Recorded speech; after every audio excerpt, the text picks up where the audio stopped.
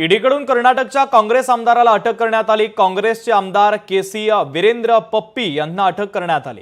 कथित सट्टेबाजाशी संदर्भात या प्रकरणामध्ये अटक करण्यात आली। तब्बल 12 कोटी रोख 6 कोटींचं सोनं जप्त करण्यात आलं।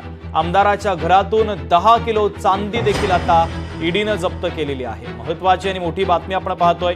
ईडीकडून कर्नाटकच्या एका काँग्रेस आमदाराला अटक करण्यात आली। काँग्रेसचे आमदार केसी वीरेंद्र पप्पी यांना ईडीने अटक केली। तर ईडीकडून कर्नाटकच्या या काँग्रेस आमदाराला अटक करण्यात आलेली आहे। कथित सट्टेबाजीशी संबंधित एका प्रकरणामध्ये आमदाराला अटक करण्यात आली। तर तब्बल 12 कोटी रोख आणि 6 कोटींचं सोनं जप्त करण्यात आलंय।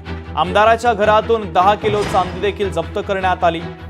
तर काही बँकेची कार्ड्स देखील ईडीने जप्त केलेली आहे। रोख रकमेचे फोटो देखील आपण पाहतोय। मोठ्या प्रमाणात रोख रक्कम देखील जप्त करण्यात आली। यामध्ये परकीय चलनांचा देखील समावेश आहे। तर काही दागिने सोने चांदीचा देखील समावेश आहे।